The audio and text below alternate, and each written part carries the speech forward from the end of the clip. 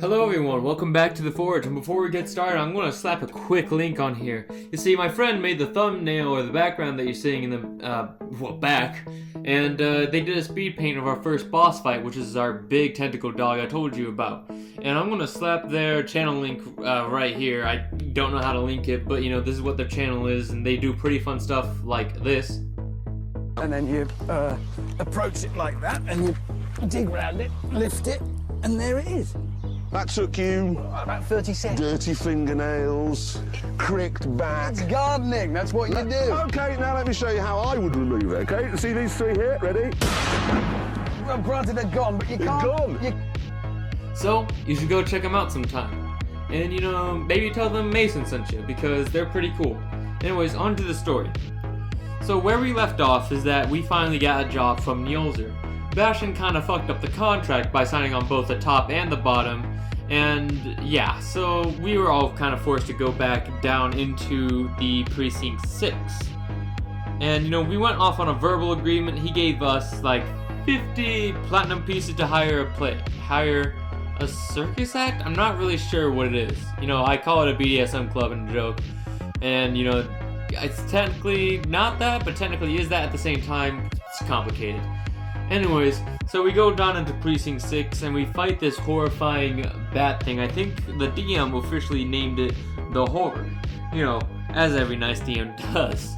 You know, he got in a couple of good scratches on Shovel, and he was able to stay close to Bastion, so Bastion was able to protect everyone with his shield. Rikier went and hid, but he used his Hellish Rebuke at least once, and you know, shot it a couple of times maybe. And I think that's what killed it in the end. See, after that, we all started to explore the town and we started to look for things to buy. Rikier saw our little health potion shop and was like, huh, you know, I could steal one of those. So they grabbed Shovel and went over to the shop and was like, hey, you think you could maybe distract them for me? And Shovel, being a, you know, I don't want to call him innocent as Bastion, but he doesn't really know what's going on half the time, so oblivious-ish, only for now. So he was talking to the bartender, the shopkeeper about good water and if she had any. Meanwhile, Rikier stole a potion, kind of stumbled out on the way, but besides that, succeeded all their checks. And while all that was happening, Bastion was looking through the coins, and he thought he would have some to spare. So he went into a nearby pawn shop. I think they called her the Trash Witch, or something like that. Regardless, he went into the shop and asked if she had any diamonds, and she had a couple of rings, and the reason he's getting one is because he feels a draw to them, and he needs a diamond worth at least 50 gold pieces.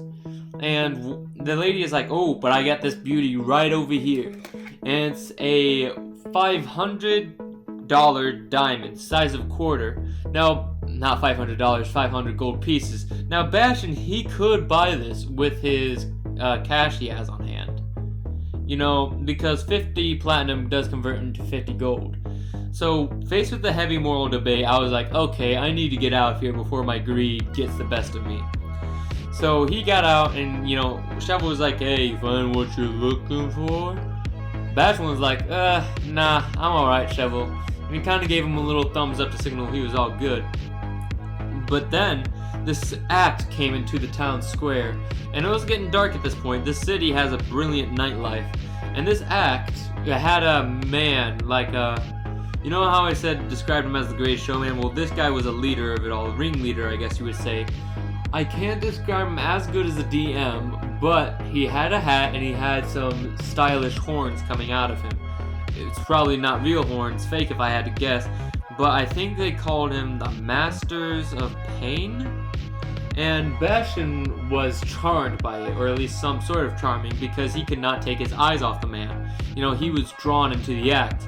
See, the thing with Bastion, real quick, is that if anything is able to distract him, it's something that he can feel emotions for. He does not know if he's alive. I do not know if he's alive. And that's kind of the journey I'm going on with him. Is he a living being in the end?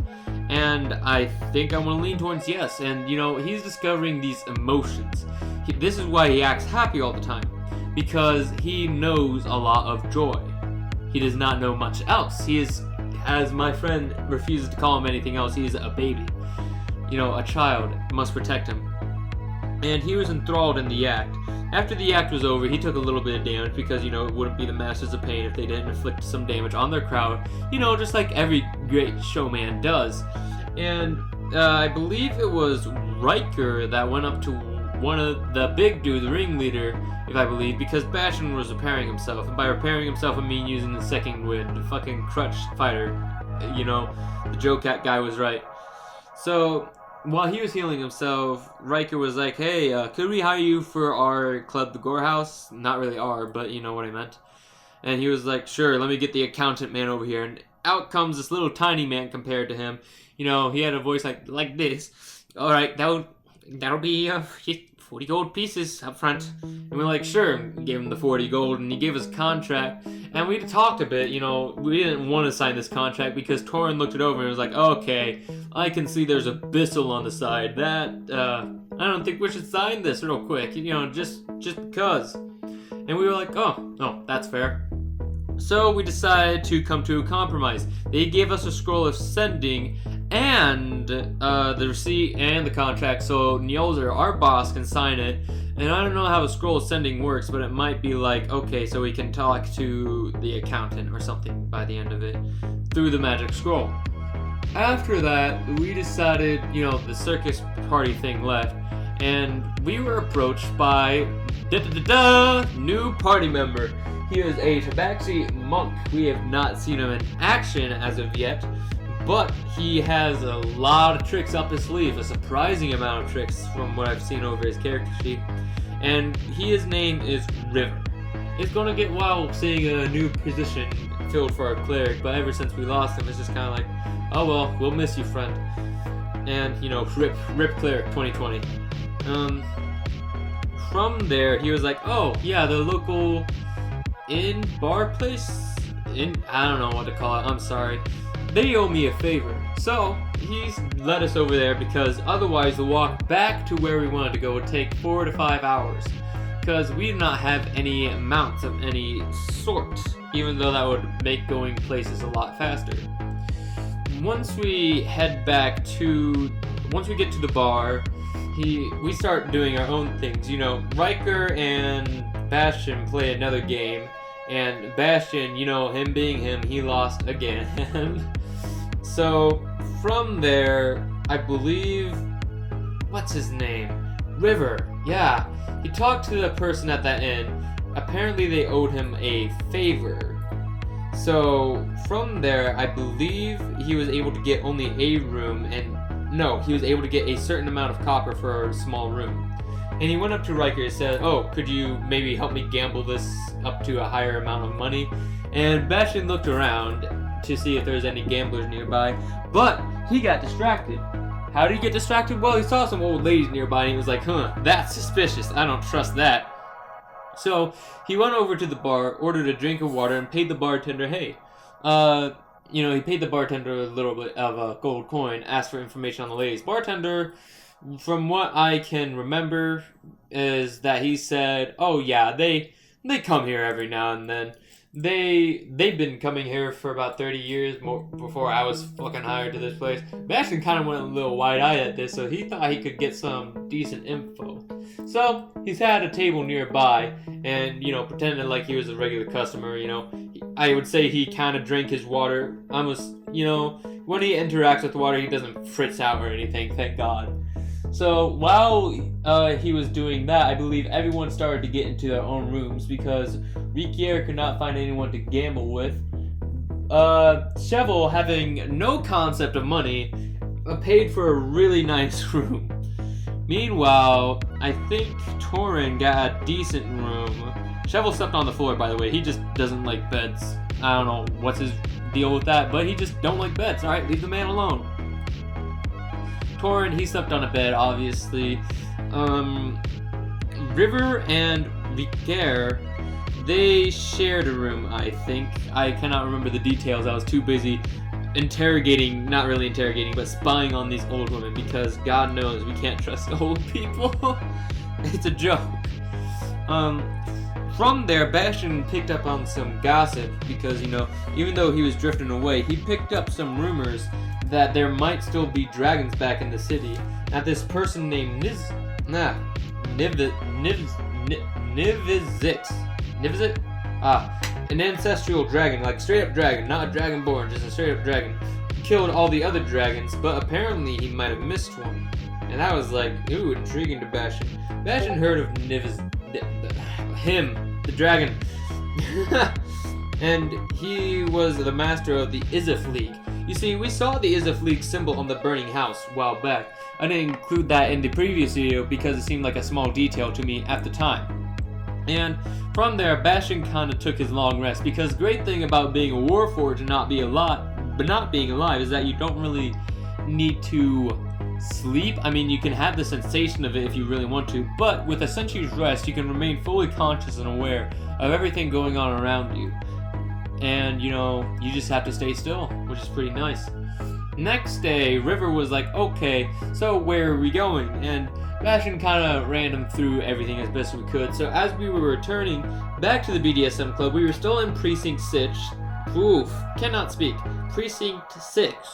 And this, I like to describe Precinct 6 as kind of like a slummish area. Not too bad, but you know, it feels like there's a lot of lowlifes down here. Dark elves, we got gnomes. Is that me being racist in D&D? Probably, I don't know. Anyways, we found Torque Firemane, and we talked to him a little bit, gave him an update on our stuff. And Riker, when he was in the office, he stole a somewhat important looking document, and he decided to give that to Torque Firemane. And it was a little bit incriminating, but nothing bad to say the least. Basically, Nielser is running on fumes. His club is running on fumes. He could honestly go broke any second. So this Masters of Pain that we hired is going to drag him a lot of customers going in. He thanked us, and he said that people were going missing around here. Chevel said we were attacked by a monster, and Bastion kind of cleared it up, saying, oh, we were fine, we handled it though. And I believe we kind of introduced everyone to the people who hired us, because Rikier, as you guys know, he wasn't there when we got hired. So then we went back to the BDSM club, and we met up with Nielser, and we told him what happened. We gave him the scrolls, sending him scrolls, all that good jazz. And then he kind of shut us out because our monk might have gotten him angry, you know, just like monks do. And so we kind of got kicked out of his office, but we were in the basement all alone. Now, here comes the tricky part. There came an effect to everyone where they had to make a wisdom saving throw. I was the only one that succeeded, alright? So you understand me when I am concerned, when I'm the mature one here. So what happened next was basically everyone who didn't succeed, aka everyone except Bastion, they feel like their actions don't have consequences, to say the least. I don't know the exact wording for it, but they feel like they can get away with anything. So Chevel, he saw something rumbling beneath the ground, and Torin talked to the thing beneath the ground, trying to speak in Draconic, and the thing spoke back, and he said he wanted out. So Chevel tried removing the floorboard beneath us initially at first, and Bastion was like, okay, we're creating noise. How about we be a little sensible and just go to the basement? He gestured to the door. Riker lockpicked the door. During this, our monk tried to, provide a distraction so they wouldn't come after us. Bastion was like, okay, nope, let's not do that. Nope, that's a bad idea, because nobody's down here in the first place, and he's the only one thinking sensible. Basically, we all got down into the basement, and we saw this purple dragon. It was, I don't want to say mutilated, but it was definitely tortured and changed through means of magic. It might have been down there for centuries, and it was bloated a little bit. Some of its skull was revealed. It was kind of scary. But its charm was working on Torin and Chevel a little bit. Bastion was strongly advising them to not do anything because he has seen dragons decimate entire armies. That's his background. He's a soldier, so he is naturally scared of seeing people he lose to a dragon again. So he was trying to stand in the way, and they were like, okay, Bastion, stand aside, which kind of hurt him a little bit. The party doesn't know that at the moment, but when they didn't, like, okay, back off, this is a dragon, please be sensible, Bastion was like, oh, well, that's a thing, I guess.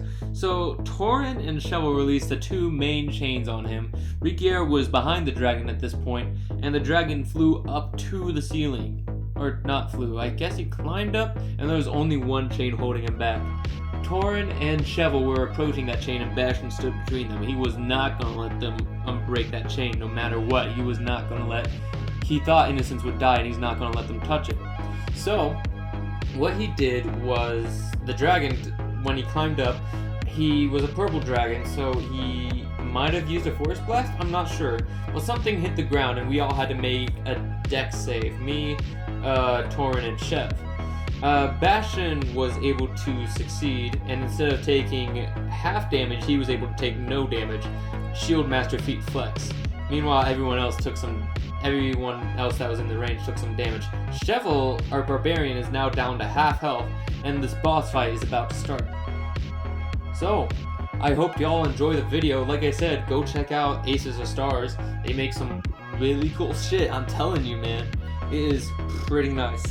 And I will see you all in the next one. Obviously the speed paint in the back hasn't finished, so I'm gonna let it finish out. So yeah, if you guys want to stay here and look for that, that's cool. When do our sessions usually happen? Tuesdays. In fact, it took 2 sessions to say this whole story. So yeah. Anyways, if you guys like this content, craft a comment down in the forge below, craft a like, subscribe if you want to. Because honestly, if we could build this channel up, that would be amazing. I love you guys, and I'll see you in the next video. Peace.